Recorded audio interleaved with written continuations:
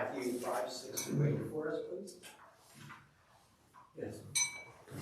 And whenever you pray, do not be like the hypocrites, for they love to stand and pray in the synagogues and at the street corners, so that they may be seen by others.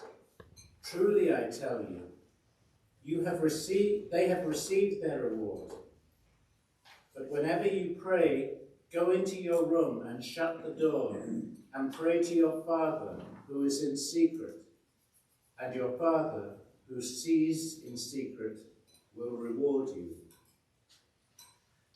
When you are praying, do not heap up empty phrases as the Gentiles do, for they think that they will be heard because of their many words. Do not be like them, for your Father knows what you need before you ask him. Thank you. And then, Ellen, would you read the Matthew 5:44? But I say to you, love your enemies and pray for those who persecute you, so that you may be children of your Father in heaven. For he makes his sun rise on the evil and on the good, and sends rain on the righteous and on the unrighteous. Thank you. So we'll come back to that 5:44 again next week, but I think it's kind of important to understand kind of, this full spectrum of where Jesus is talking to us about prayer. So in these passages, Jesus gives an insight in how we should pray in certain circumstances, right? And so what I'd like to do, because these are all things that I and a few others of us, Tammy and Mary and Anne, have been thinking about a lot. I want to take a look at this text in relation to personal prayer, pastoral care prayer, and corporate intercessionary prayer. So I think there's a lot in here to kind of guide us in each of those three areas, right? But first I want to tell a quick story about why this particular Matthew 6, 5-8 resonates with me a lot. And I think about this passage quite often. So I've heard several stories, and I have a friend who used to tell me that they had no problem going out and mowing the lawn naked. They weren't embarrassed at all to go out and mow the lawn naked in front of everybody. But ask them to pray. Have you tested this? That's right. Ask them to pray, and they retreat back to their room and draw the curtains and close the doors, because either they were afraid that they didn't know how to pray, or that their prayers were going to be inadequate, or they were embarrassed to pray. And I've heard variations of that story a lot. And every time I hear the variation of the story, I pull out this passage.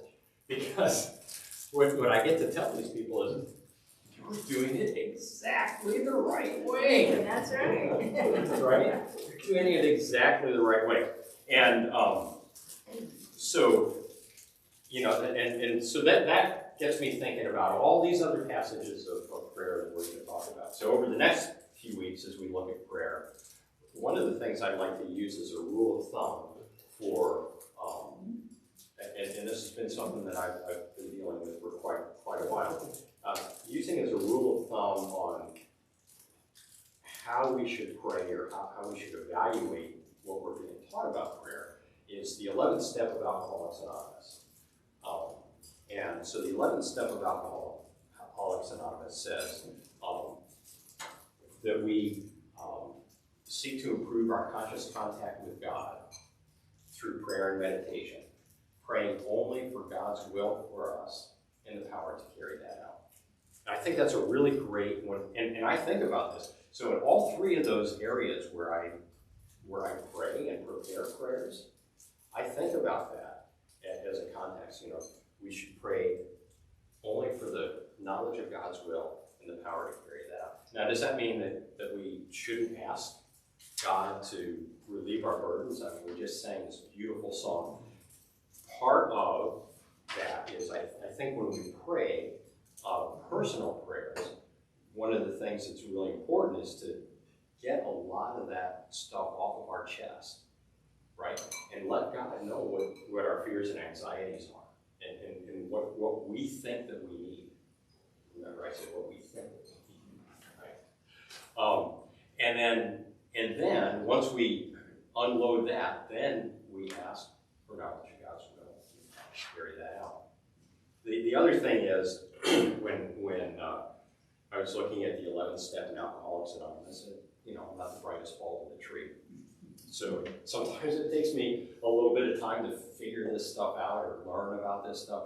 So some people very helpfully pointed out that prayer and meditation works like this. In prayer, I sit down and I throw my burdens to God. I ask for knowledge of His will and the power to carry that out. Meditation, I shut up and listen. Right? And so when I'm in that meditation phase, right, and I'm listening, God will speak at some point. Right? So Jesus points out that, and so as we look at Jesus' instructions on prayer, we can see that Jesus is suggesting that we need to be careful about our motivation for prayer. Right? What motivates us to pray in certain circumstances? Right? In this passage, Jesus points out the motivation of the hypocrite on the corner is that he wants to demonstrate his piety so that everybody knows how pious he is. And he's a good, God-fearing person. And they should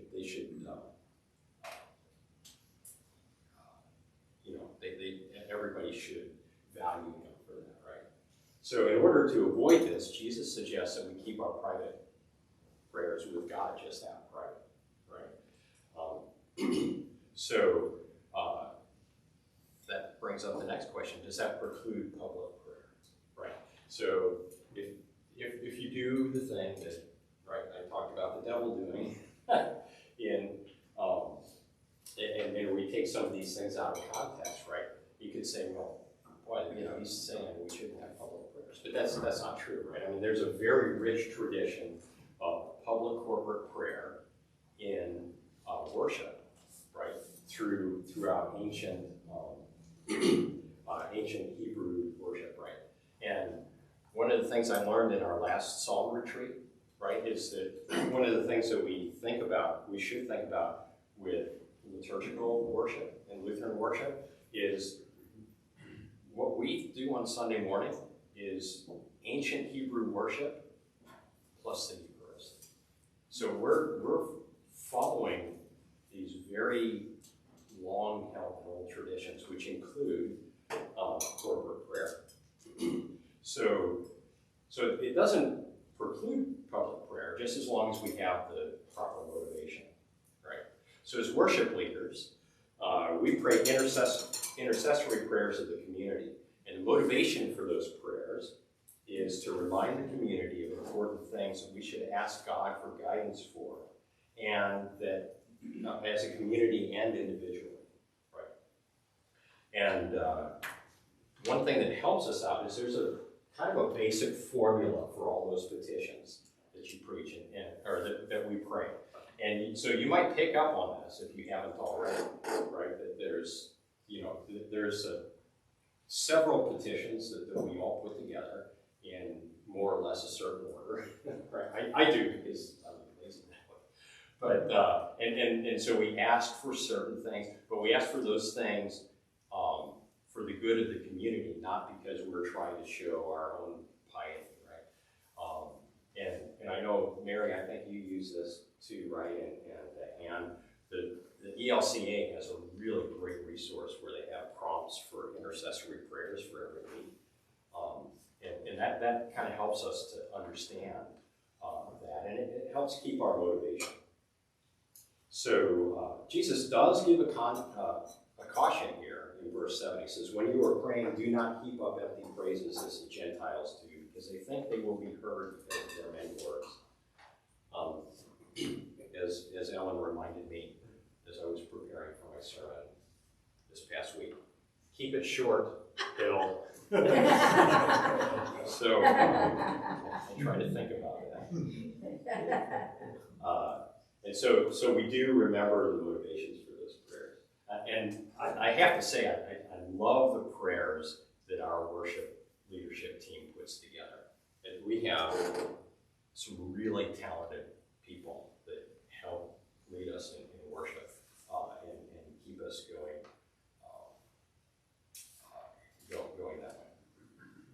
And the other category of prayer is pastoral care prayer.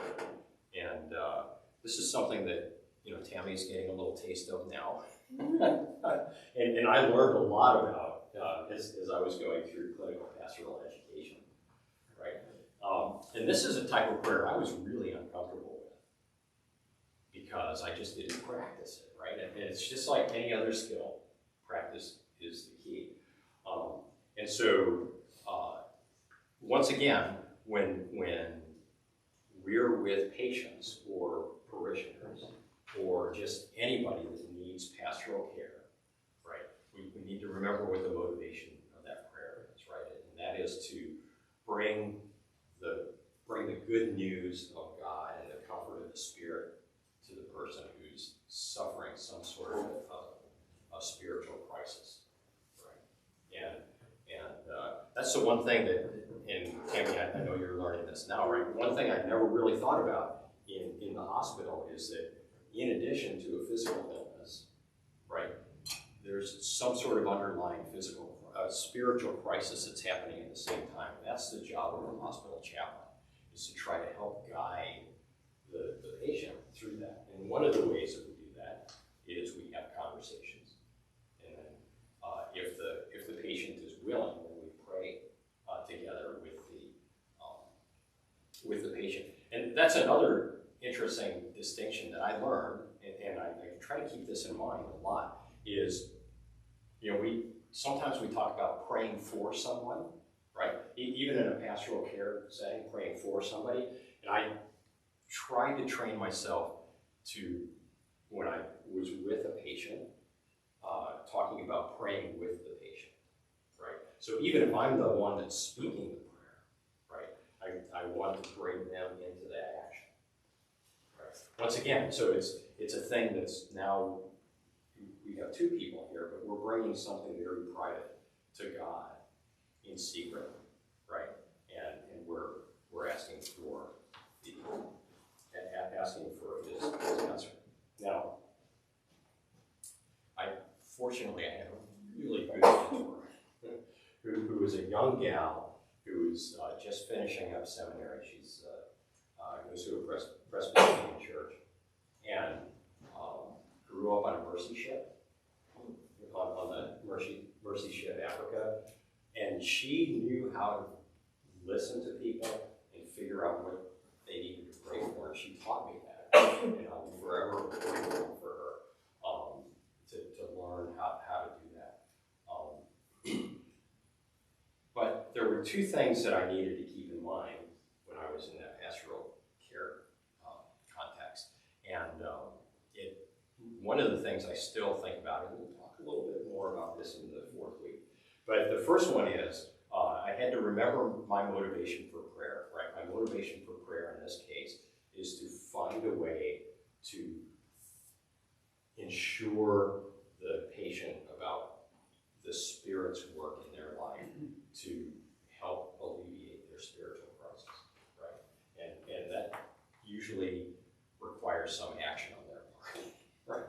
So sometimes that's mentioned in the prayer.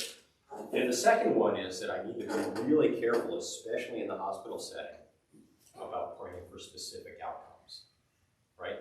This stuff doesn't always go right in the hospital, okay? And my dad, just before Christmas, went into the hospital for a bypass. Should have been a pretty standard procedure, right? And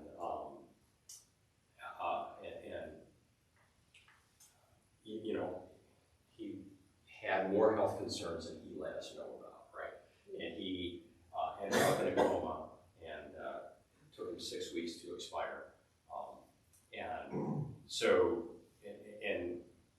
So the thing is, we could have gone into that, in a pre-surgical prayer and said, God, we ask you for healing, and all this other stuff, right? And for whatever reason, it didn't work out, right?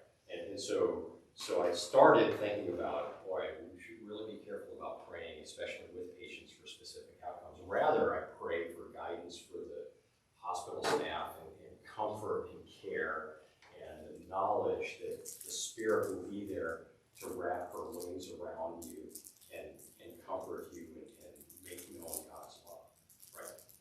that's the thing that I think is really important in that area. So we'll talk a little bit about praying for specific outcomes in a few weeks. So,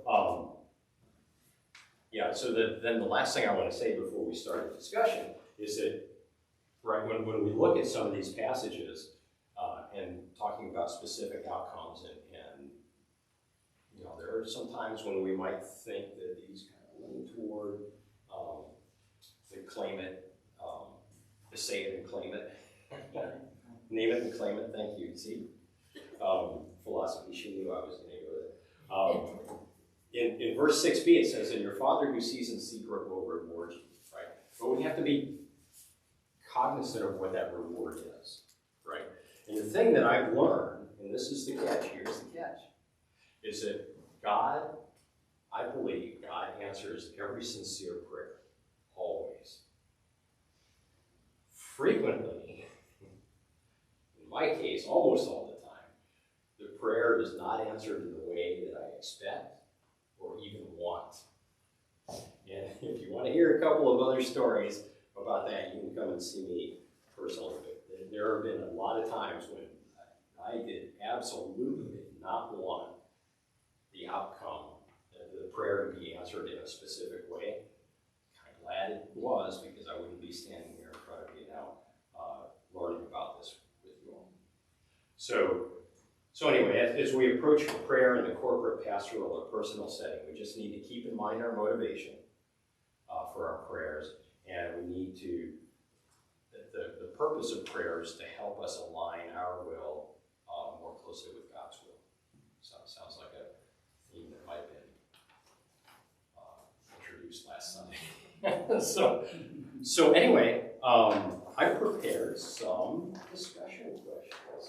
Right? So the questions are: when is it appropriate to pray in public? How should public prayer be approached? And how do we, or should we, or can we approach God in prayer? Can I type something that you didn't say Yes, ma'am. that should be understood? I just want to make sure it's understood. Because we're Lutheran and we believe in the priesthood of all believers, all of those forms of prayer apply to all of you. That's right. If you're thinking of pastoral care prayers, that's yeah. Thank you. That's all. I was just implying. It sounds